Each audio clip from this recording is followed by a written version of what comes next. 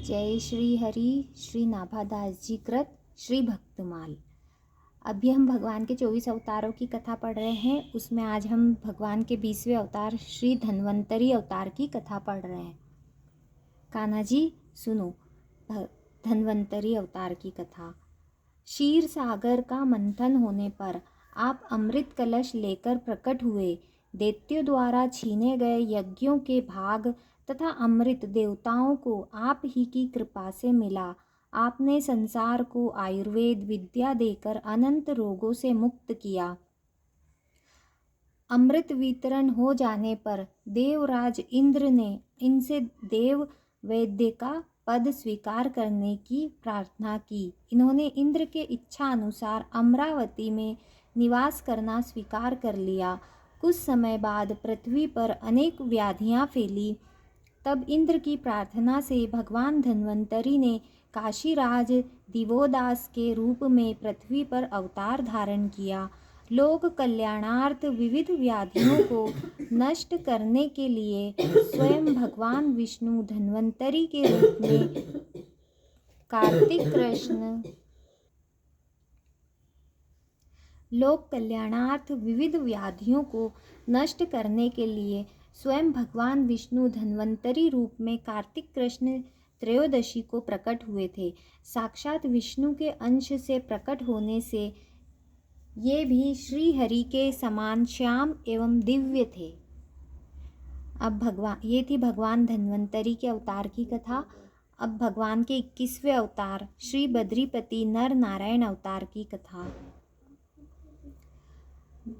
दक्ष कन्या धर्म की पत्नी मूर्ति के गर्भ से भगवान नर नारायण के रूप में प्रकट हुए।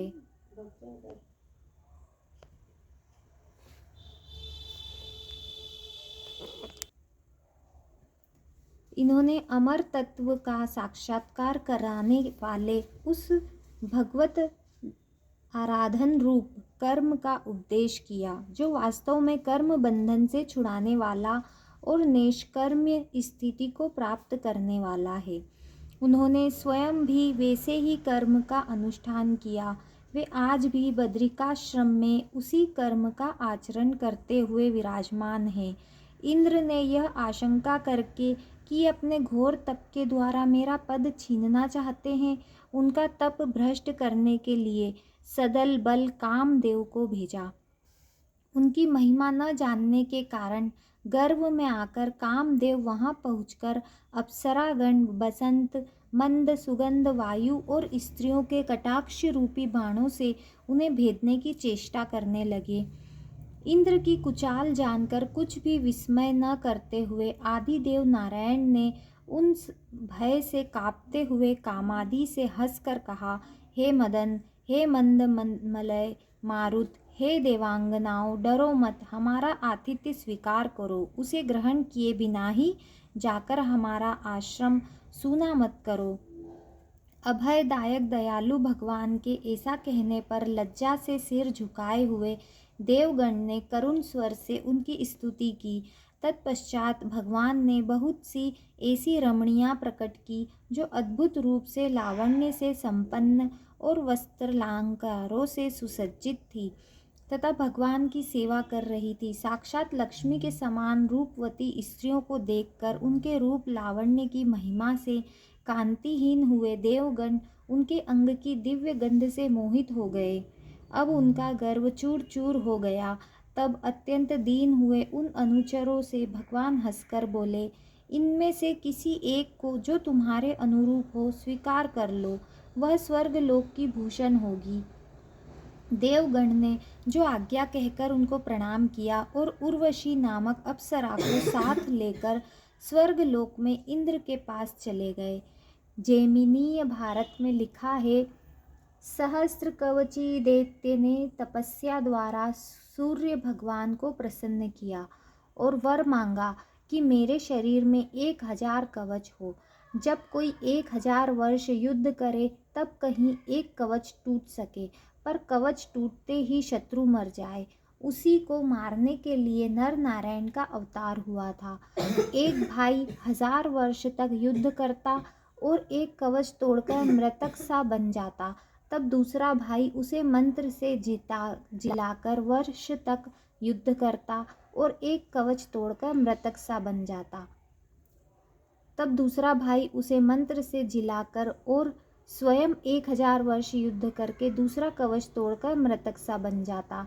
तब पहला भाई इनको जिलाता और स्वयं युद्ध करता। इस तरह से लड़ते लड़ते जब एक कवच रह गया तब दैत्य भागकर सूर्य में लीन हो गया और तब नर नारायण भगवान बद्रिका आश्रम में जाकर तप करने लगे। वही असुर द्वापर में कर्ण हुआ जो गर्भ से ही कवच धारण कर पैदा हुआ। तब नर नारायण ने ही अर्जुन और कृष्ण हो उसे मारा। तो ये थी भगवान नर नारायण की कथा। अब भगवान के 22वें अवतार श्री दत्तात्रेय अवतार की कथा। दत्तात्रेय अवतार की कथा। महर्षि अत्रि की तपस्या से चित्रकूट में माता अनसुईया के गर्भ से भगवान दत्तात्रेय रूप में प्रकट हुए। वर देते समय भगवान ने कहा था कि मैंने अपने को तुम्हें दे दिया, अतः इनका दत्त नाम पड़ा। भगवान दत्तात्रेय के चरणों की सेवा से राजा यदु तथा सहस्त्रार्जुन आदि ने योग, भोग तथा मोक्ष की भी सिद्धियां प्राप्त की थी। भगवान के 23वें अवतार श्री कपिल अवतार की कथा। महर्षि कर्दम की पत्नी धर्मपत्नी देवहूति के गर्भ से विंदु सरोवर के निकट 9 बहनों के बाद भगवान कपिल देव प्रकट हुए। इनके केश सूर्य के समान कपिल वर्ण के थे, इसलिए इनका नाम कपिल हुआ। इन्होंने अपनी माता को आत्मज्ञान का उपदेश दिया, जिससे वे भगवान के वास्तविक स्वरूप को समझकर स्वयं स्वल्प समय में ही मोक्ष पद को प्राप्त कर ली। श्री कपिल देव जी माता को उपदेश देकर उनकी अनुमति लेकर बिंदुसर से समुद्र तट पर विराजे, जहाँ अश्वमेध यज्ञ के अश्व को खोजते हुए राजा सगर के 60,000 पुत्र भागवत अपराध रूप पाप से भस्म हो गए। आपकी कृपा से ही गंगा जी धरातल पर आई और उन सगर पुत्रों का तो उद्धार हुआ ही, आज भी जगत का कल्याण हो रहा है। आज भी गंगा सागर संगम में श्री कपिल भगवान विराजमान हैं। आपने ऋषियों को सांख्य शास्त्र का उपदेश दिया। आप सांख्य योग के आचार्य हैं। ये थे भगवान श्री कपिल भगवान की अवतार की कथा। अब भगवान के 24 अवतार श्री सनकादि अवतार की कथा। सृष्टि के आरंभ में श्री ब्रह्मा जी ने लोकों को रचने की इच्छा से तप किया। ब्रह्मा के अखंड तप से प्रसन्न होकर भगवान ने तप अर्थ वाले सन नाम से युक्त होकर सनक, सनंदन, सनातन और सनत कुमार रूप से अवतार ग्रहण किया। इस अवतार के द्वारा भगवान ने पहले कल्प के भूले हुए आत्मज्ञान को ऋषियों के प्रति यथावत उपदेश किया। इन्होंने आदिराज पृथु को भी उपदेश दिया था। सृष्टि के आरंभ में उत्पन्न होने से ये बहुकालीन है, परंतु सदा 5 वर्ष के बालक के रूप में ही रहते हैं, जिससे माया का विकार न उत्पन्न हो सके।